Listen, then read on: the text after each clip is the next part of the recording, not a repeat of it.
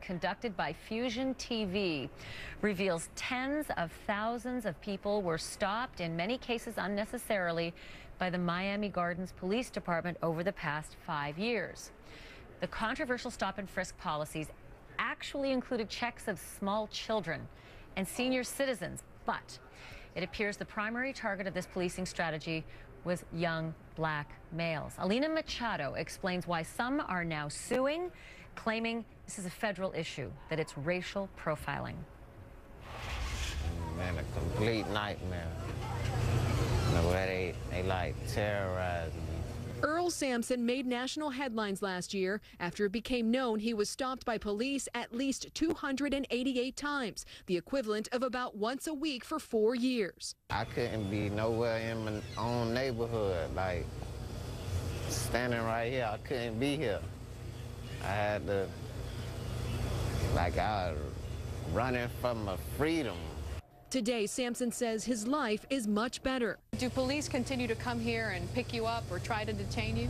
No, they don't mess with me no more though. Sampson is one of 12 people suing the city of Miami Gardens and several others. The federal civil rights lawsuit alleges the city put in place a racially motivated quota system. The city denies the claims, but the attorney that filed the lawsuit says the city's unwritten policy led to tens of thousands of illegal stops. The quota system was created by the department. It was created by the higher ups. It was created by people telling officers in supervisory positions, hey, we need to go out, this is what you need to do.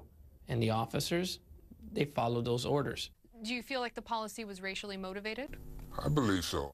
This man is a former police officer in Miami Gardens, the largest predominantly African-American city in Florida. He has asked us to conceal his identity. Was anybody ever told to stop all black males between 15 and 30 years old? Yes.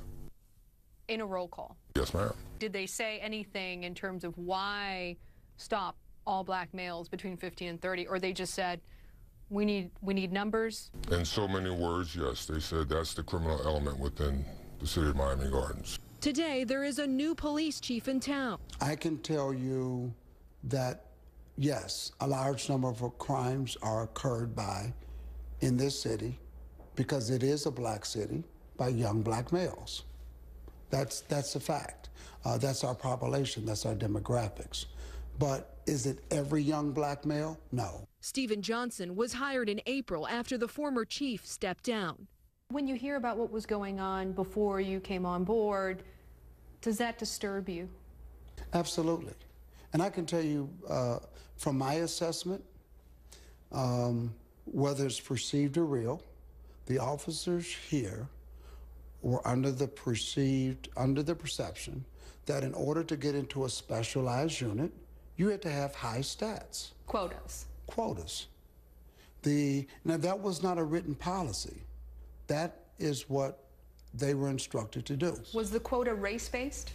No. They weren't telling officers to stop black men between 15 and 30 years old? I heard that.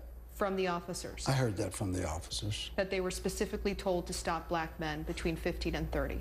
Yes. Chief Johnson says he's made changes, reassigning officers and making sure everyone knows there is no quota system in place. It will work. You don't have any concerns about ever going back to that or hearing that officers are stopping people because they're black? No, no. And it's because my style of policing, again, is community-based policing. Sampson is still haunted by what happened at the place where he works. Oh, I just hang out here. You're scared? Are you still scared of going out? Oh, I'm terrified. I'm terrified and terrorized. Even though they've left you alone? Even though they left me alone. He's working to clear his record and get his life back in order. Alina Machado, CNN, Miami. Alice Brennan is an investigative reporter with Fusion TV, and she spent 6 months digging into this case, 6 months digging into the numbers and the stories like that of Earl Sampson. Alice, when I read the numbers, I thought there has to be some mistake. This can't be possible. 99,980 stops in a community of only 110. 50,000 people, that sounds like almost every single person in that community was stopped, or at least some were stopped many, many times, which is right.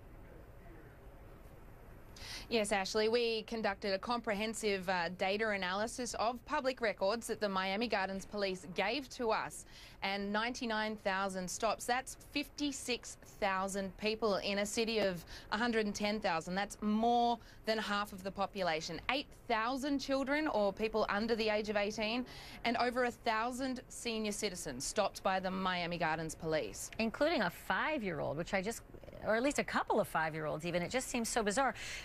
Hearing Alina Machado talk to the new chief, Chief Johnson, who obviously is African-American, has it changed? Has something significant changed in that community since Chief Johnson came on board? And does it have anything to do with the fact that he himself is black? Look, from reports on the ground, not a lot has changed in terms of police behaviour. We know that they're not recording as many stops, but the question for us now is accountability. What are the repercussions for the people who instituted and carried on this policy? Who is looking into this? Who is investigating this? And what about the actual federal lawsuits? I mean, these are civil rights violations they're alleging, and they want some action. I'm not sure if they're getting a long way along that process, or if Miami Gardens even has the kind of money they might need to settle these sorts of suits. Do you have any feeling for that? Look, I know that the suit has been filed. There are 12 plaintiffs in the suit. The city of Miami Gardens denied every single one of the allegations in that suit. The other piece of information that I can tell you is that we've heard from one of the police officers who gave his deposition last week. He has since been dismissed from the Miami Gardens Police Department. So how that progress is going, we don't know. We've also heard that the ACLU is looking into this case, and there are also calls for the Department of Justice to investigate the Miami Gardens Police Department. Sure, none of that a surprise, but good work, Alice. You and your team did some really spectacular research on this, and let's hope there's some resolution, and soon. Alice Brennan, thank you, from Fusion TV. Appreciate it. Thank you very much. There is a shocking moment that happened on the side of a highway in California. And yes, there was video rolling. That's a police officer, and that is a great-grandmother on the ground, being punched over and over again. Is that a cop?